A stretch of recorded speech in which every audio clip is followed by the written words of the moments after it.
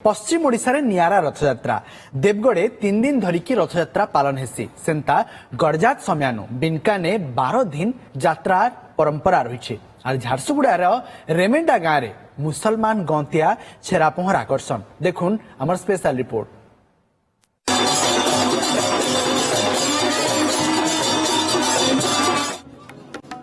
3 दिन धरी पालन हेसी रथयात्रा आज्ञा सुनबार लगी टिके भिन लगुले भिल इ कथाटा सत रजा राजुड़ा समयानु देवगढ़े नियारा हिसाबे रथयात्रा पालन ही आसुछे।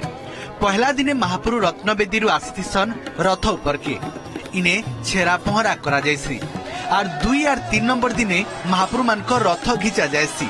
4 नंबर दिने महाप्रभु मान को पहंडी करी जन्मवेदी के निया जायसी। देवगढ़ राजपरिवार युवराज नमन गंगदेव रथयात्रा इथर छेरा पहरा कार्य संपन्न करथिले। इताके देखबा लगी हजार हजार संख्या ने भीड़ लगी थिला।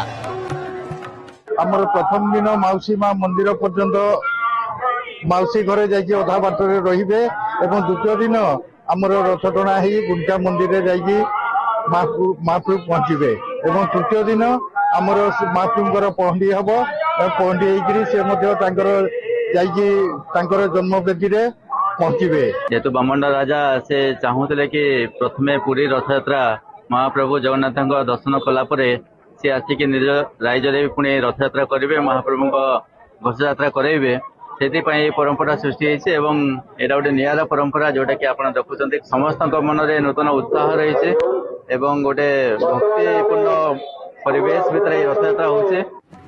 सेंता गड़जात समयानु बिनकाने बिल नियारा रथयात्रा परंपरा रही आसी इने बेल बुडले महाप्रभु रथे विजय ही करी जन्मवेदी के जायसन।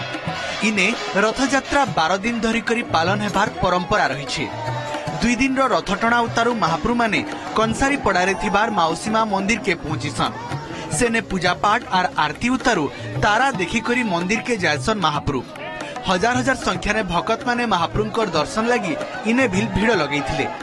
बहुत गड़जात अमल आमर ये रथयात्रा आरंभ होइछि और बहुत लोक समागम आमर ये गोटे किंवदंती अच्छी जे जदि तारा दिशि नथिबे तारा जे देखा न जाए ताले महाप्रभु तांकर गंभीरा को मध्य विराज करते नाही तेणु इंद्र देवता मध्य सहयोग कर वर्तमान बिनकारे भल आसी देखबार लगी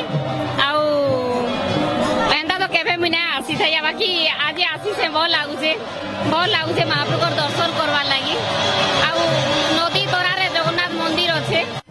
इहादे आपन को देखामु हिंदू रथयात्रा रे छेरा पहरा करसन मुसलमान गंतिया।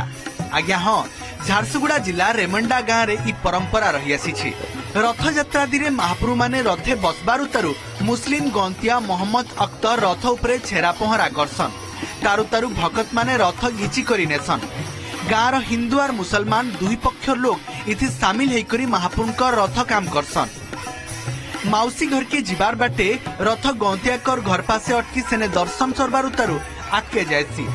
कथानी अच्छे 126 बछर आगनु सेभर मुसलमान गंतिया मोहम्मद जगन्नाथ कर इ यात्रा मूल करथिले से भेनु इ परंपरा रही आसी। एवं दशमी यथारीति अनुसार रथयात्रा पालन हो आसुची एवं एथे हमर मुसलमान संप्रदाय भाई माने अछन आ हिंदू संप्रदाय भी भाई माने अछन समस्त मिलमिशिकरी हम वार्षिक महोत्सव रथयात्रा त्रिगुंडिचा एवं विजयादशमी जेनटा कहूँ अति आनंद महाडंबर पालन कर विश्व को गोटे मेसेज जाऊँ ग्राम जगन्नाथ रथयात्रा कर महाप्रभु रथयात्रा कर विश्व को से मानव जाति जाति धर्म किसी नहीं ग्राम मेसेज सारा विश्व।